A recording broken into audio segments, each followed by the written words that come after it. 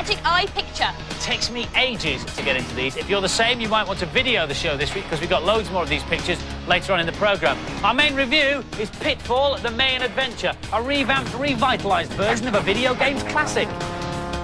And I'll be reporting from the newest and largest cinema screen complex here in New York City. Now, you've probably seen these Magic Eye pictures or stereograms before because they seem to be everywhere at the moment.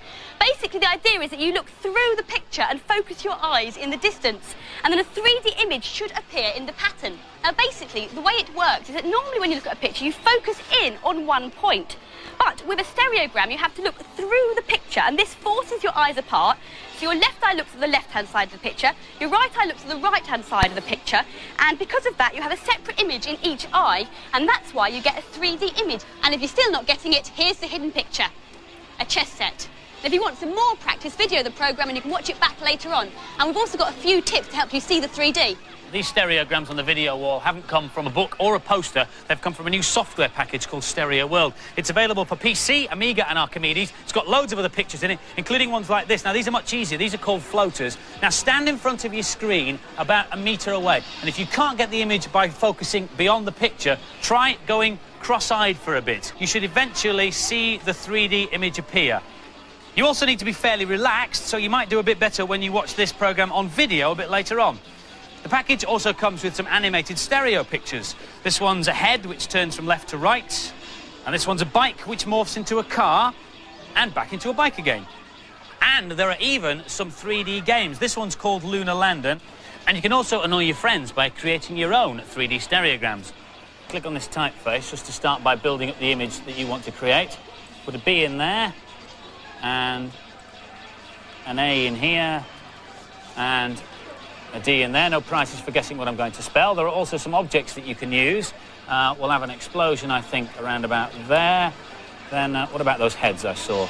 Yes, let's put one of those here, and another one there like that. Now I need to choose a background, and I like this Indian fella here. Now, watch very carefully when I click on this, because you'll see the whole background shuffle to make up my 3D stereogram. There it goes. As it scrolls down the screen, the background shuffles around and creates my own bad influence 3D stereogram ready for printing out. Ah, hello, Thurtlers. This is anti-gravity paint.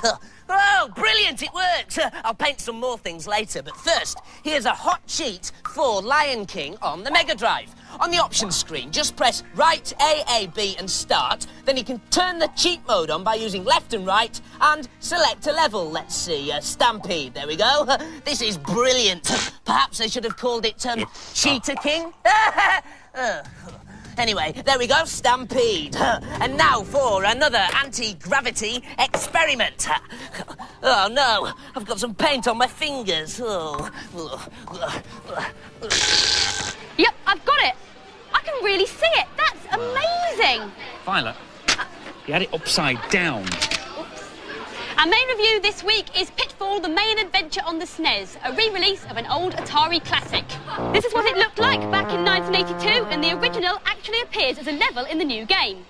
Pitfall 1994 style stars Harry Jr., son of the first Pitfall hero. His mission is to save his father, who's been kidnapped by an evil Mayan spirit. Here's Sahel.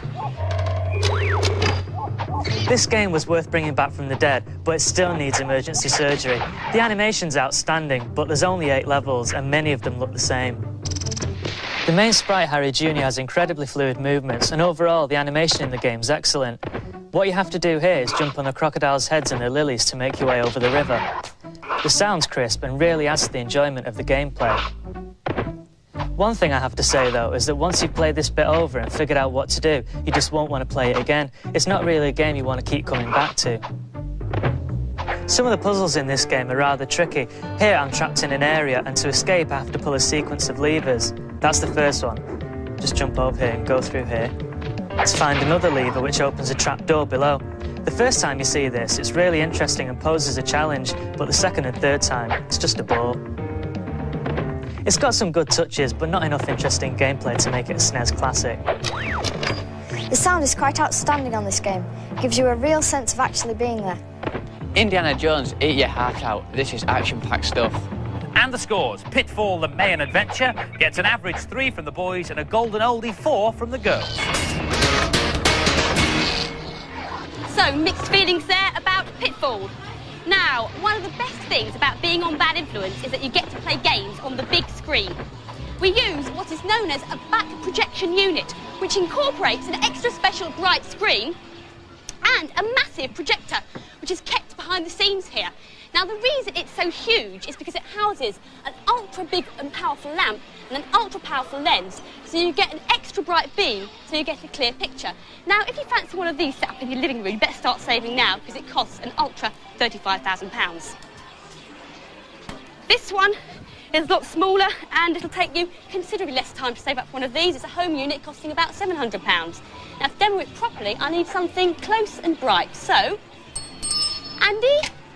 Yeah? Can you come and stand there a second, please? Sure. I've just, Sorry. It's a lovely home you have, Violet, by the Thank way. you. Turn the lights down. And I need to borrow your chest to have a look. And there you go. Pitfall as played on Andy's chest. Thanks, Andy. You're dismissed. I'll call you if I want anything else. All right. Okay, bye then. Now, obviously, it's really intended to be projected onto a wall, but it's not so easy for the camera to see it then. You can use it for videos or TV programmes. And for all you techies out there, it uses a transparent liquid crystal display and can project a picture of up to 5 feet wide. Now, where's my popcorn? Andy? Still in the shop, Violet. Right, from big video screens to gigantic cinema screens. Last month, Z Wright hopped on the Staten Island ferry to downtown Manhattan to check out the latest, largest and loudest cinema in America. At least it will be, if they ever get it finished in time. Violet, get out of there! Sorry about that. Z Wright. Welcome to the Big Apple, New York City, and my hometown. It's a 24-hour city, and no one here can say there's nowhere to go. There aren't many more famous streets than this, Broadway in the heart of Manhattan.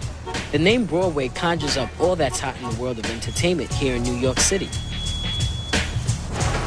And it's here on Broadway that Japanese media giant Sony is putting the finishing touches to a massive new entertainment center, which is opening in November. The centerpiece of this entertainment honeypot is the IMAX Cinema, which seats over 800 people and will have the latest in sound and picture technology. This is the smallest professional film format, 16mm, used for some TV programs. Next up is this, 35mm, used for regular run-of-the-mill movies. And this is 70mm, used for blockbusters like Star Wars and Terminator 2. But it's still not big enough to fill a screen 8 stories high. They didn't want to invent a new film size because that would have been very expensive. Instead, they had a clever idea and turned the 70mm film sideways. But that gave them a problem with the projector, because with a larger film size, the film kept breaking because of the speed of the film and the fact that it stops and starts 24 times a second. The IMAX engineers came up with this monster, the IMAX projector. It's a completely different way of projecting movies, using a rolling loop. The technology was designed in 1967, and since then, IMAX have installed over 100 screens around the world. There's one in England, in Bradford. As you might expect, the camera isn't exactly lightweight, but they're not as awkward as they were when they first invented them. The Special 3D IMAX camera has 2 lenses spaced the same distance apart as our eyes, which produces 2 similar films. To get a 3D picture, you need to show each eye a slightly different image. The films are projected onto the same place on the screen, but you still need each eye to see the correct picture. This headset picks up a signal from a transmitter and the projector that blackens each eyepiece in turn, so that the right eye sees the right image while the left eye is blacked out. Then the left eye sees the left image while the right eye is blacked out, and so on in sync. This bank of CD players sends 6 channels of sound to speakers spread all around the auditorium. The first 3D film to be shown here will be The Last Buffalo, which tells the story of a newborn buffalo and a cougar on the prowl in their natural environments. The Rolling Stones film At the Max will be another of the films to open here. It's not shot in 3D, but Mick Jagger's lips will be over 20 feet wide when he's in close-up. Think about that when you're munching your popcorn. This is Z Wright waiting for Curtain up on Broadway for Bad Influence. And the news from Z is that they did finish the cinema on time and it opened last week. Now for the rest of this week's news and previews. We've had loads of letters asking if Sonic & Knuckles is coming out on the Game Gear. Well, the answer is no, but this one is. Sonic Triple Trouble is the latest bouncy ring-collecting platformer starring the Blue Hedgehog. You can also play Tails with all his special moves, and Knuckles is in here as well as Dr. Robotnik's baddies. Should be out this week on Game Gear only. We've also had lots of letters And phone calls. and email about these lock-on guns and headsets that we showed you a couple of weeks ago. Now, it seems everybody wants them for Christmas, but they're very hard to track down. Well, you could try contacting the manufacturers, Bandai, on 0489 790 944, or look out for them in Toys R Us, Hamleys, Harrods or Bentle's. There are two ways to become the captain of the Starship Enterprise. One is to get beamed straight to the bridge of the Starfleet's finest ship. The other is to go through the proper training process on this new SNES simulation, Star Trek Starfleet Academy. You can boldly go next January. Ugh. Oh, Furtlers, this anti-gravity paint's getting everywhere. That's better. Right, here's a cheat for Jurassic Park on the Game Boy. On the Dino intro screen, press up, down, left, up, down, right and select, and then do the whole thing again. Up, down, left, up, down, right and select. Then start the game and press A, B, start and select together to skip levels at any time. Hey, brilliant. And now for some more anti-gravity painting. Oh, no. I've left the lid off the paint. Aha! Whoa! Oh! Now, looking in the pink there. Now, how does a clothing designer know when a particular fabric will rise and fall gracefully? Well, this particular quality is called drapability, and in the past, they've traditionally had to just feel the fabrics to find out what's right. Like this one feels very fluid, and this is in fact a grade 1 fabric. But over here we have a grade 4 fabric. It's very stiff and really not drapable at all. It's pretty difficult, but now there's a new way of doing it on a computer. With the aid of this, the Marilyn Monroe simulation rig, named after a famous scene in one of Marilyn Monroe's movies, as recreated by our own dear Violet Berlin. Inside, not Marilyn, I'm afraid, but a metal disc and a pole, and at the top of the box, a camera looking vertically down on that disc. Now, to test the drapability of a fabric, take a standard-sized sample and drape it over the disc, which represents Marilyn's waist, if you like. Close the box, and then the computer takes over. S to start. It can assess the drapability of a piece of fabric simply by the way it hangs over that disc. Now, if you think about it, a grade 1 fabric that's very drapable will hang over the disc like this, all of it hanging down the sides. And something like this, which would be a grade 4 bit of fabric, doesn't hang over the disc very well at all. It's all stiff and awkward. So what the computer's doing here is measuring the curves and the way it folds and the surface area that you can see. That gives it an estimation of its drapability as it's static. Next thing we can do is take a photograph of it moving. I'll put in the motor speed and start the motor. Now, I press escape and grab a still of the fabric moving, and the first thing the computer does is clear up the flicker on the image and then takes a second set of measurements. Now, if you imagine when a piece of fabric is spun round, it flares out, and a more drapable piece of fabric, a grade 1 fabric, will move more than a stiff piece of fabric. So the computer takes 2 sets of measurements and compares the two to work out the drapability. Easy to tell the difference between a grade 1 and a grade 4 fabric, but what about these two? Now, these are very similar. I tested them earlier on, and one's a grade 2 and one's a grade 3, but I can't for the life of me tell the difference. That's where the computer comes into its own. Just about finished taking the measurements now, so my fabric belongs to grade 2. Earlier, Violet was seen in a grade 1 dress. We now show you Violet modelling a grade 4 skirt. The Marilyn Monroe machine is only the first part of a research project at Bradford University, and this is the second stage. They've already been able to simulate how fabric falls and moves, and the eventual aim is to show how fabric will hang on a virtual model. Right, that's quite enough of this close show nonsense. Time for some more games reviews. The stars of What's Up Doc are now appearing on a console near you. Am I? No, not you, Andy. The real stars, the Animaniacs. Follow the Warner Brothers and Warner Sister as they make their wacky way around the studio backlots, pursued, as ever, by the security guard who wants to lock them up. And who can blame him? Here's Sally with the SNES version. I bet you can't play this without laughing. There's a real feeling of fun about the game, and the main characters are so cute. Once you pass the first bit, all the other levels are based on different film sets. This is the aquatic stage. I've left Wacko and Dot behind because there's not much room on the raft. I'm looking for a film script because it's a very film-based game. But you've got to watch out for Jaws because he pops out anywhere. There he is. If you die, you get the chance to play one of the other characters. Here I'm playing Dot, and she's still looking for the script. And she's found it. It's captured the quality of the cartoon series, and if you're a fan of the TV program, then you won't be disappointed. This is good fun, but the puzzles just aren't challenging enough for my liking.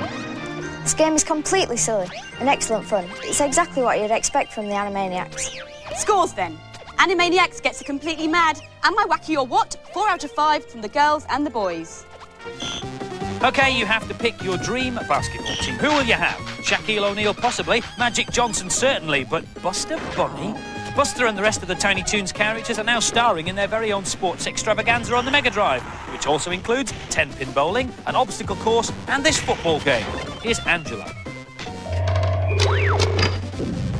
This is my kind of sports game. I wouldn't be bothered with a sports sim, but I found this really playable because of all the cartoon characters. All the characters have their special skills, like Dizzy Devil there spinning around.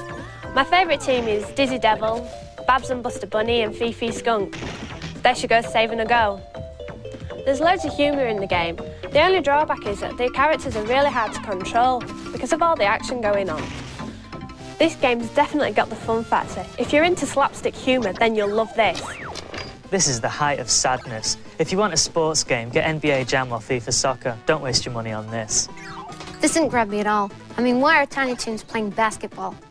Cartoon fans love it, but sports purists are horrified. Tiny Toons Adventure Acme All-Stars gets a 4 from the girls, but a mean old 2 from the boys. Oh, phew, Furtlers. That was a narrow escape. I almost got trapped on the ceiling. It's taken me till now to crawl down the walls and nail my feet to the floor. I'll just do this last cheat for you and then I'll try and clean up a bit. It's for Street Fighter 2 Turbo on the SNES, and it's a handy way of changing your joypad controls before a match without having to wade through all the menus. Just choose a player in the normal way, then press and hold down Select until a secret configuration menu appears, letting you change the controls. There you go. Now, just see how to clean all this stuff off. Oh, wait a minute, what's this? Warning. The anti-gravity effects of Dolox paint wear off in approximately 17 minutes.